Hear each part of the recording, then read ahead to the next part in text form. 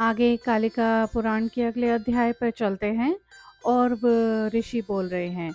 संसार के कल्याण हेतु जब से शिव देवताओं द्वारा प्रसन्न किए गए, तब से वे पार्वती के प्रति महामैथुन से रहित हो गए। तब से वे शिव रात्रि मात्र से ही सदैव अपनी इच्छा की पूर्ति तथा देवी के मनोरथ की पूर्ति करते रहते थे। रति के प्रेमी व महादेव पार्वती के साथ गुप्त रति मंदिर में एक बार प्रसन्नता पूर्वक काम क्रीड़ा रत थे। जब वे गौरी केली के निमित्त कामारी शिव के समीप थी, उस समय भृंगी एवं महाकाल दोनों द्वार पर ही स्थित थे। काम क्रीड़ा समाप्त होने पर वे देवी खुले हुए जूड़े के बंधन उन्मुक्त ढीले शरीर से हाथों से वस्त्रों को पकड़ी हुई निकली। उस समय उनके गले के हार अस्त व्यस्त थे तथा गंध पुष्प आदि के अस्त व्यस्त हो जाने से वे बहुत सुंदर नहीं लग रही थी। उनके माथे का कुमकुम पुछ गया था। क्रीड़ा में दांतों के काटे जाने के चिन्ह दिखाई दे रहे थे। इस प्रकार की अवस्था को प्राप्त कमल के समान मुख वाली पार्वती, जिनके नेत्र कुछ अस्थिर थे तथा शरीर से पसीने टपक रहे थे, रति केली क्रीड़ा मंदिर से निकली, जो अपने पति शिव के अतिरिक्त किसी अन्य द्वारा देखने योग्य नहीं थी। उन अनिंद्य सुंदरी देवी पार्वती को महात्मा भृंगी एवं महाकाल ने बिना अधिक प्रसन्न हुए उस अवस्था में देखा तथा उस अवसर पर वे क्रोधित हो गए। उस अवस्था में अपनी माता को देखकर दीन भाव से नीचे मुख किए उत्तम गुणों वाले वे दोनों तीव्र चिंता को प्राप्त हुए तथा लंबी लंबी सांसें लेने लगे। जब हिमालय की पुत्री पार्वती ने उस समय उन दोनों को उस प्रकार क्रोधित दृष्टि से देखते देखा, तब क्रोधित हो देवी अपर्णा ने यह वचन कहे। इस घटना से तुम्हारा कोई संबंध न होने पर भी तुम दोनों शुद्ध रूप से मेरे पुत्र होते हुए भी लज्जा एवं मर्यादा रहित हो इस अवस्था में मुझे देख रहे हो।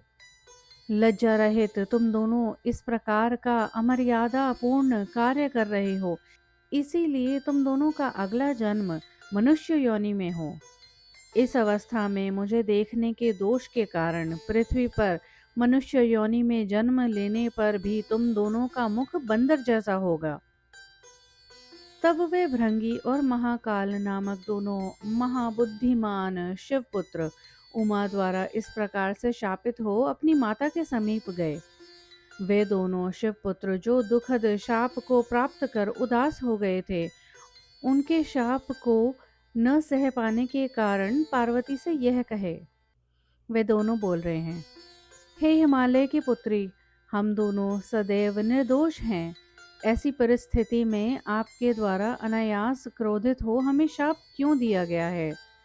आपके सहित भगवान शिव द्वारा जिस प्रकार द्वार पर नियोजित किए गए थे, उसी के अनुसार हम दोनों अपना दायित्व संपादन करते हुए संयत रूप से द्वार पर उपस्थित थे। आपका उस समय अचानक घर से निकलना उचित नहीं था। हम दोनों उस रूप में आपको आता हुआ देखकर भली भांति व्यवस्थित रूप से खड़े ही हुए थे। हम दोनों का इसमें क्या दोष है? अतः हम दोनों पर आपका क्रोध निरर्थक ही था। इसलिए हे श्रेष्ठ माता, अब आप उसका प्रतिकार सुनाएं। आप पृथ्वी पर मनुष्य स्त्री तथा भगवान शंकर मनुष्य पुरुष रूप में जन्म ले, मनुष्य वेशधारी शिव की पत्नी के गर्भ से, आपके ही उदर से हम दोनों मनुष्य योनि में जन्म ले। हे गिरिसुते, यदि सचमुच में हम दोनों शिव पुत्र हैं और निर्दोष हैं, तो हम दोनों का उपर्युक्त कथन सत्य हो। आगे और ऋषि बोल रहे हैं, इस प्रकार परस्पर एक दूसरे को भयंकर शाप देकर गौरी और शिव के वे दोनों पुत्र चले गए। तत्पश्चात कुछ समय बीत जाने पर सब कुछ जानने वाले शिव उस भावी कर्म को जानकर स्वयं मनुष्य हुए। ब्रह्मा के दाहिने अंगूठे से दक्ष नाम के ब्रह्मा के एक पुत्र उत्पन्न हुए, जिनकी अदिति नामक एक पुत्री उत्पन्न हुई। उस आदिति को पूषा नाम वाला एक पुत्र उत्पन्न हुआ। उस पूषा को एक पौष्य नाम का सभी शास्त्रों के अर्थ को भली भांति जानने वाला पुत्र हुआ, जिसके समान इस पृथ्वी पर न कोई राजा हुआ है न होगा। वह पौष्य राजाओं में श्रेष्ठ किंतु पुत्रहीन राजा हुआ। उसकी 3 रानियां थीं। वय का उत्तरार्ध उपस्थित होने पर उसने अपनी तीनों पत्नियों के साथ परम भक्ति से ब्रह्मा को प्रसन्न किया। उसकी आराधना से लोक पितामह ब्रह्मा प्रसन्न हो गए तथा उस राजा से बोले, क्या चाहते हो, मुझे बताओ। हे राजाओं में श्रेष्ठ राजा, मैं इस समय प्रसन्न हूँ, अतः तुम जो चाहते हो और तुम्हारी पत्नियों को जो अभिष्ट है वह मैं प्रदान करूँगा। इस पर पौष्य बोल रहे हैं, हे हिरण्यगर्भ, मैं पुत्रहीन हूँ तथा पुत्र की आकांक्षा से ही आपकी उपासना कर रहा हूँ। आपके प्रसन्न होने से मुझे लक्षण संपन्न उत्तम पुत्र हो, यही कामना है। इसी हेतु मैं अपनी पत्नियों के सहित आपकी सेवा में भक्ति पूर्वक उपस्थित हुआ हूँ। हे जगतपति, जिससे मुझे पुत्र उत्पन्न हो ऐसा उपाय कीजिए, क्योंकि पुत्र उत्पन्न होकर पितरों का पुम नामक नरक से उद्धार कर देता है। ब्रह्मदेव, अतः आप पुत्र दान कर उस नरक का हमारा भय दूर करें। इस पर ब्रह्मा बोल रहे हैं, हे पौष्य, जिस प्रकार से तुम्हें कुल को बढ़ाने वाला पुत्र उत्पन्न होगा, आज मैं उसे तुमसे कहता हूँ। उसे तुम सुनो तथा अपनी पत्नियों के सहित उस पर आचरण करो। मेरे द्वारा दिए गए इस फल को ग्रहण करो, जो बहुत समय के बाद भी पुराना नहीं होगा और सदैव सुंदर रसयुक्त बना रहेगा। हे राजन, इस दिव्य फल को लेकर 3 वर्षों तक तुम महादेव की आराधना करो, इससे वे प्रसन्न हो जाएंगे। उस समय भगवान शिव इस फल के विषय में जैसा कहें, अपनी तीनों पत्नियों के सहित आप वैसा ही करोगे। तब तुम्हें सभी लक्षणों से युक्त, कुल को बढ़ाने वाला, पृथ्वी का स्वयं शासक चक्रवर्ती पुत्र उत्पन्न होगा। ऐसा कहकर ब्रह्मा अपने स्थान को चले गए। तब राजा ने भी अपनी भीरू पत्नियों के सहित परम भक्ति पूर्वक भगवान शिव का पूजन करना प्रारंभ किया।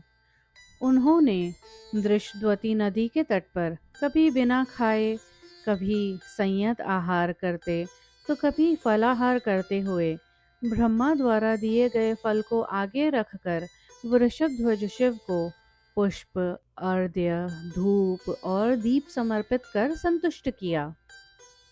उनके इस प्रकार पूजा करते 2 वर्ष व्यतीत हो जाने पर जगतपति महादेव राजा पौष्य की कार्य सिद्धि हेतु उनके सम्मुख भली भांति प्रसन्नता पूर्वक उपस्थित हुए।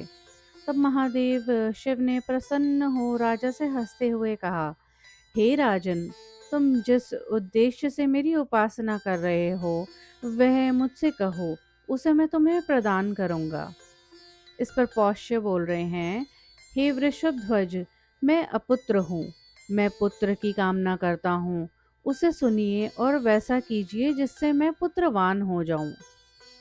पत्नियों के सहित उस राजा ने भक्तिवश विनम्र मन से उन्हें प्रणाम करके शिव की स्तुति करते हुए जब ऐसा कहा, तब वृषभध्वज शिव प्रसन्न हो ब्रह्मा द्वारा दिए गए फल को हाथ में लेकर पुत्र की इच्छा रखने वाले राजा से बोले, हे राजन, ब्रह्मा द्वारा दिए गए इस दिव्य फल को 3 भागों में बांटकर तुम प्रसन्न और सुस्थिर मन से अपनी रानियों को खिला दो। तब तुम्हारे द्वारा इनके साथ ऋतुकालिक संगम के पश्चात ये तुम्हारी पत्नियां एक साथ गर्भ धारण करेंगी तथा समय आने पर ये एक ही साथ बच्चों को जन्म भी देंगी। हे नृपश्रेष्ठ, तब तुम ऐसा करोगे, एक के उदर से बालक का शिरोभाग उत्पन्न होगा, दूसरी की कोख से मध्य भाग तथा नाभि से नीचे का निचला भाग अन्य तीसरी के गर्भ से उत्पन्न होगा।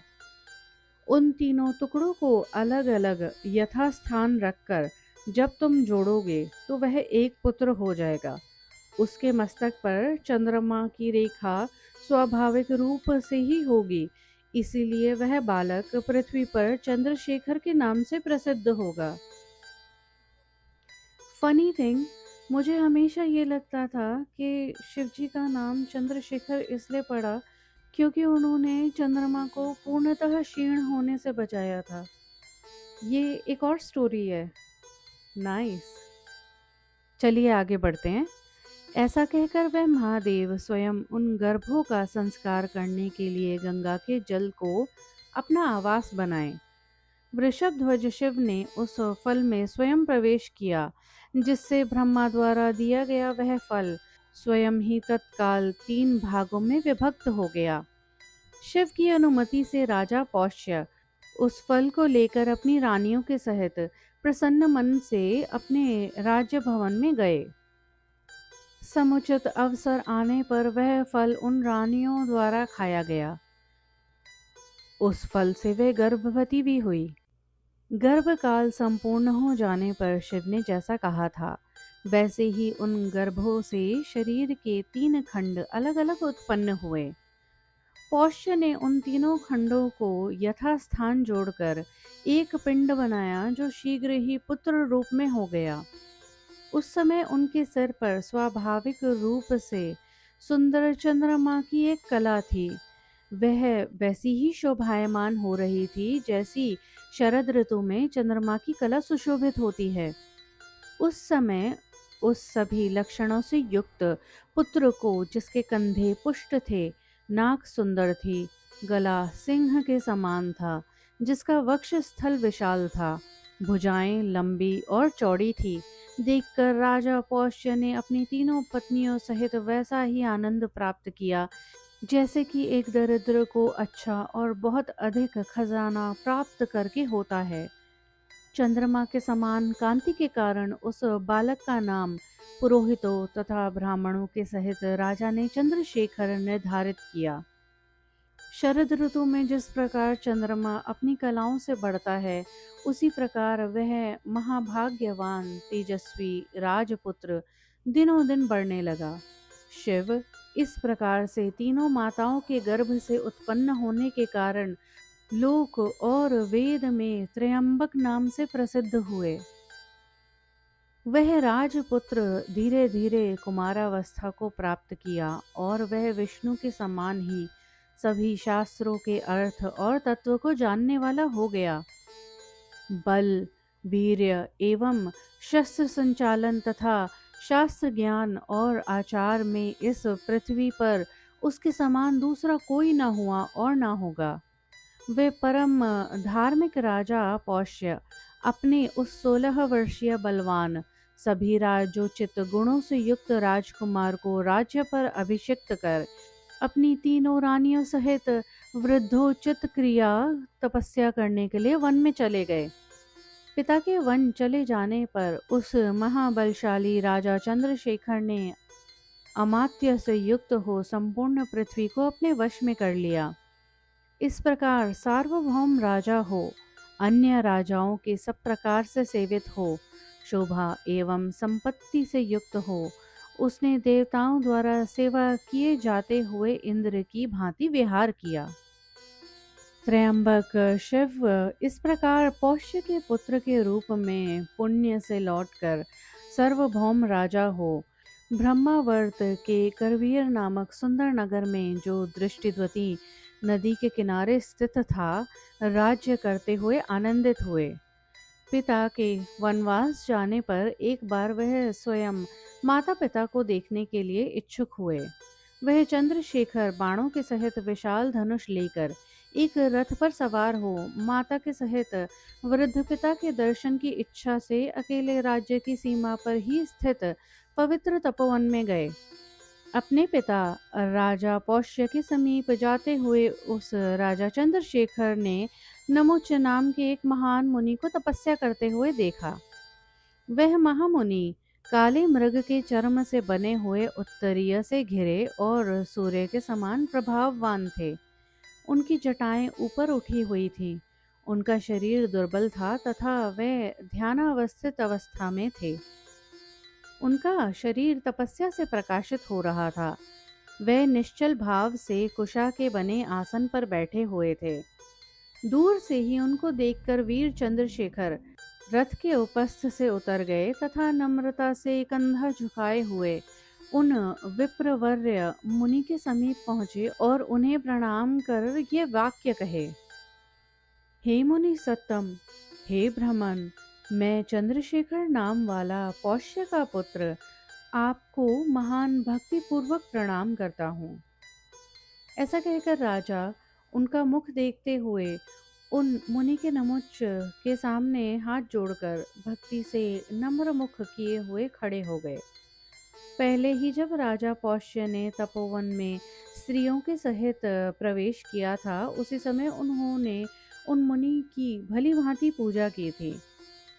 बहुत समय तक आराधना कर परम बुद्धिमान पौष्य ने नमुच्च मुनि को अपनी सुंदर और सत्य वाणी से पुत्र के लिए प्रसन्न किया था और कहा था, हे मुनि श्रेष्ठ, आप हमारे राज्य की सीमा पर तपस्या करते हुए सुख से रहते हैं, किंतु हे मुनि, यदि आप मेरे ऊपर दया करते हैं तो आपसे मेरी एक प्रार्थना है। मेरा चंद्रशेखर नाम का शिशु स्वभाव का बाल भाव के कारण चंचल जन्म से ही चंद्रकला से सुशोभित एक पुत्र है जो यहाँ का राजा है। वह यदि कभी आपके समीप आकर कोई अपराध करे तब आप उसे क्षमा कर दे। आपसे मेरी यही प्रार्थना है। पौष्य के वचन को सुनकर उस समय मुनि ने उसे स्वीकार कर लिया था। अब उसी के पुत्र को देखकर विप्र नमुच मुनि ने पौष्य के वाक्यों का स्मरण किया। उसका स्मरण कर नम्रता पूर्वक दीर्घ काल तक अपने आगे खड़े विनम्र चंद्रशेखर से उस नमुच नाम के दयावान मुनि ने यह वचन कहा, हे राजा चंद्रशेखर, मैं आपकी विनम्रता से आज प्रसन्न हूँ। मुझसे इच्छित वर मांगो, मैं तुम्हें वह श्रेष्ठ वर प्रदान करूंगा। तब उन नमुच मुनि के वाक्यों को सुनकर उन्हें पुनः प्रणाम कर राजा चंद्रशेखर ने यह सत्य वचन कहा, हे द्विजोत्तम, मन, वाणी और कर्म से जो कुछ अधिकतम है, आप जैसे महात्मा की कृपा से वह सब मेरे राज्य में सुलभ है। इसीलिए मेरे मन में कुछ भी दुष्प्राप्य या वांछित नहीं है। अतः जो आप स्वतः दे दे वही मेरे द्वारा ग्रहण करने योग्य है। इस पर नमोच्च ऋषि बोल रहे हैं, हे नृपश्रेष्ठ, जब तुम जीवन का 17वां वर्ष पार करोगे तब तुम श्रेष्ठ स्त्री के पति होगे। जैसे शिव की पार्वती, गदाधारी विष्णु की लक्ष्मी, सुरेश देवराज इंद्र की शची पत्नी है, वैसे ही वह तुम्हारी भी पत्नी होगी। ऐसा कहकर तपस्या के खजाने नमुच मुनि ने राजा को विदा किया। तब वह भी प्रसन्न हो अपने पिता के पास चले गए। उन राजा चंद्रशेखर ने वहां जाकर माता पिता के पास पहुंचकर यथा योग्य रूप से उनकी पूजा की। तब उन माता पिता के द्वारा भी पुत्र को आश्वस्त किया गया। तत्पश्चात वे अपनी राजधानी करवीपुरी में लौट आए तथा देवराज इंद्र की भांति अपने सचिवों के साथ वहां प्रसन्नता पूर्वक रमण विहार करने लगे।